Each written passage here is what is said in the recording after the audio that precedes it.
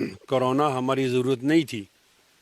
यहाँ बैठकर कुछ लोगों ने डिसाइड किया कि कोरोना हमारी ज़रूरत है, इसको दरामद किया जाए। पाकिस्तान तो कोरोना से महफूज न्यूजीलैंड से भी ज़्यादा पाक कंट्री बन सकता था, लेकिन यहाँ कहा गया है कि इसको दरामद किया जाए। यानी आप ये कह रहे हैं कि कोरोना जो है वो पाकिस्तान में लाया गया है। जी जी बोल रहा हूँ। और क्यों दरामद किया गया है, मैं बहुत अफसोस से कहता हूँ, बहुत लेकिन सच तो बहरहाल वो तल्ख हकीकत ही है।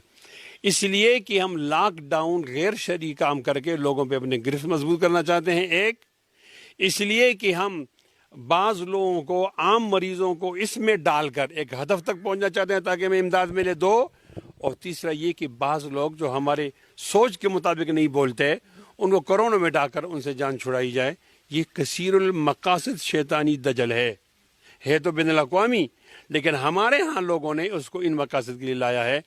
मुझे कहना है कि अब कोरोना छोड़ दो, हमने कोरोना के साथ रहना है, एहतियाती तदाबीर भी करेंगे, ज़िंदगी की भी रवां दवां रखेंगे।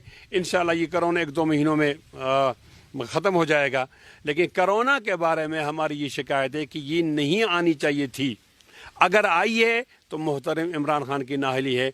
इमरान खान हमें लेक्चर दिया करते थे वज़ीर आज़म बनने से पहले कि फ़लाँ जगह एक वज़ीर आज़म से नाहली हो गई, उसने हुकूमत छोड़ दी, रेलवे के वज़ीर से हो गई, उसने वजारत छोड़ दी, ऐसा हुआ।